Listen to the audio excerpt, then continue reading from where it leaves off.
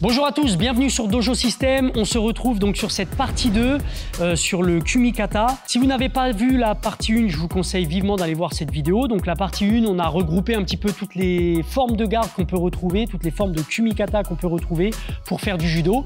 Et donc sur cette partie 2, on va donc apprendre à adapter sa garde en fonction des techniques qu'on va vouloir envoyer derrière.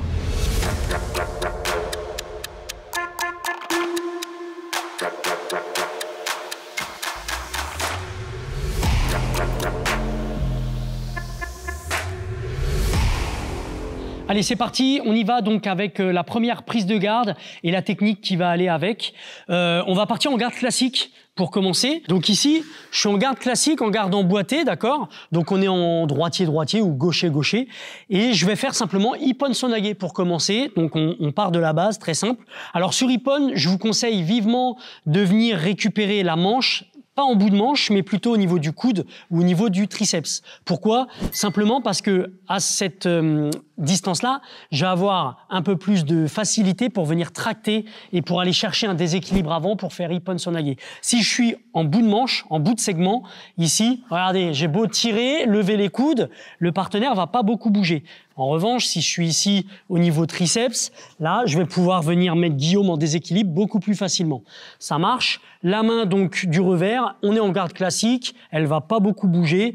Je vais juste repenser à ce qu'on a vu dans la partie 1, c'est-à-dire relâcher un petit peu les deux premiers doigts pour avoir plus de souplesse ici, pour avoir plus de mobilité au niveau du poignet. Et là, je vais pouvoir envoyer Ippon beaucoup plus facilement. Cette garde classique, elle peut aussi se faire sur une technique arrière. Par exemple, si je veux faire Osotogari, je reste sur des basiques, eh ben, je vais partir toujours en garde classique.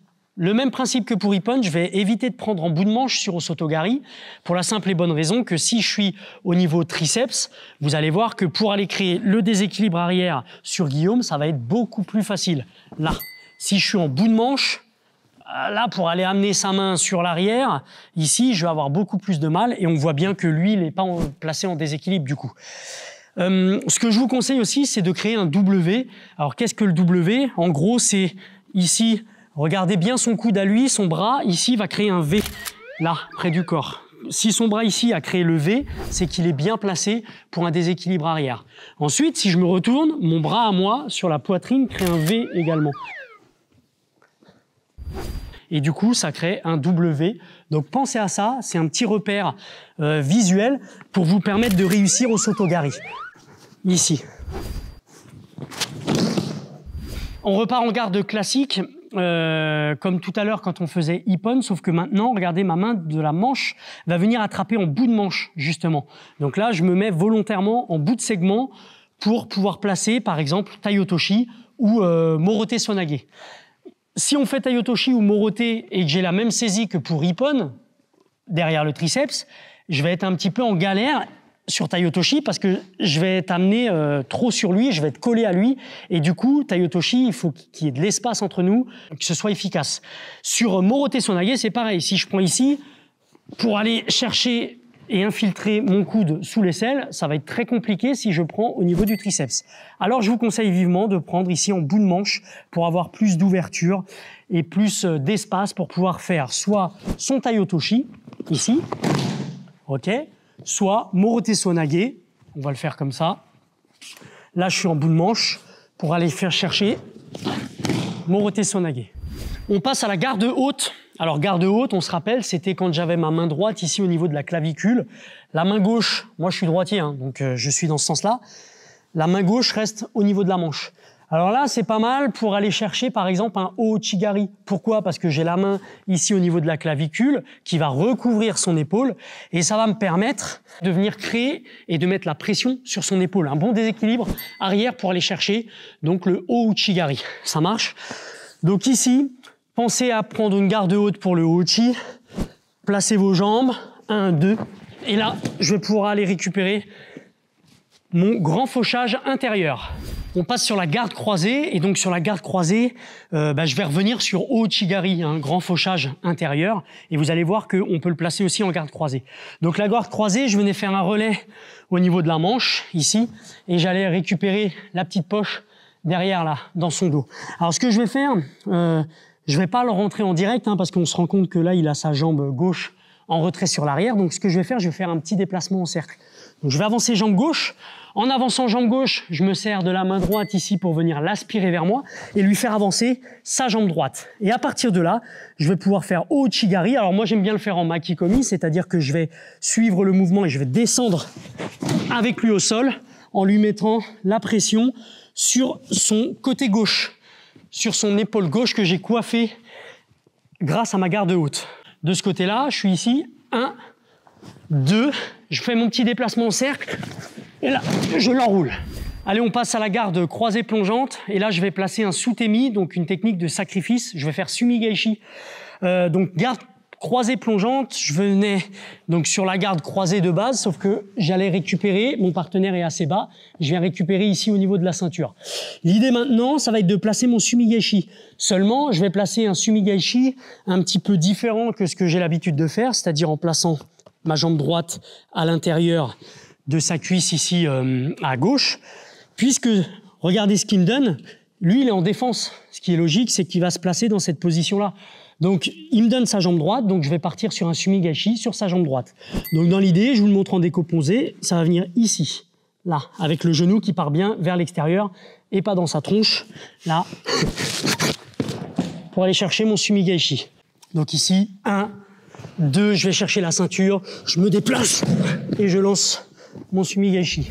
On passe à la saisie manche-manche, donc là, je maintiens les deux manches avec mes deux mains, les deux manches de l'adversaire. Pareil, il faut attaquer directement. Alors bien sûr, on l'a vu sur la partie 1, je pourrais partir sur un sodé à droite ou à gauche. Mais je vais préférer partir sur un kataguruma en forme makikomi, donc ça veut dire que je vais descendre avec lui au sol. Très simple, pour ça, je vais venir ouvrir et me déplacer vers l'avant pour pouvoir venir caler ma tête au niveau des côtes ici de mon partenaire. Je vais rajouter un petit crochet avec la jambe gauche ici, donc moi je suis en droitier, je vais mettre ma jambe gauche pour pouvoir finaliser sur mon kataguruma. Donc ici, 1 et 2. Ça marche. On pourrait très bien l'envoyer sur l'avant. Même principe, grande ouverture, je viens coller ici et je vais cette fois-ci allonger la jambe là pour aller chercher mon kataguruma vers l'avant. Ici, on va partir en saisie ceinture. Donc, je suis avec ma main au niveau de la ceinture dans le dos. Alors, je pourrais très bien partir sur une forme d'ogoshi ou du kigoshi. Mais là, pour la vidéo, tiens, je vais faire anegoshi. Alors, anegoshi, c'est un petit peu l'aile de poulet, ici. D'accord? Et ça va être un travail de hanche. Donc, la ceinture va me servir énormément à venir charger mon partenaire à moi. Ça va me permettre de venir le tirer sur moi, de l'amener à moi. Et bien sûr, ici, je suis en bout de manche pour avoir plus d'amplitude sur cette technique. Puisque la hanche va venir se coller, il va falloir que j'ai vraiment de l'amplitude sur le mouvement. Donc ici, je prends en bout de manche. Ça marche, on y va. Allez, anegoshi, je viens de charger là, je le décolle et je le déroule. Ici, là. Anegoshi. On passe à la garde inversée. La garde inversée, c'est quand mon partenaire est gaucher et moi droitier, ou inversement, il est droitier, je suis gaucher, c'est la même chose, c'est le même principe. Et là, je vais partir avec un ippon à gauche. Moi, je suis droitier, j'aime bien faire ippon à gauche, mouvement d'épaule, donc ça me va très bien quand mon partenaire est gaucher. Je vous montre ça, donc mon partenaire est gaucher ici, et moi, je suis droitier, en prise de garde à gauche. À droite, pardon. Alors, je vous conseille, si vous vous retrouvez avec la main droite, la main du revers, au-dessus de son bras à lui, vous n'allez pas forcément être à l'aise pour pouvoir ouvrir son bras, le bras de l'adversaire. Donc, je vous conseille de passer en dessous et de récupérer votre garde de droitier, mais en passant sous le bras. Des fois, il ne va pas vous laisser faire. C'est pas grave, vous pouvez tenter de le placer là, mais je vous conseille quand même d'aller chercher en dessous.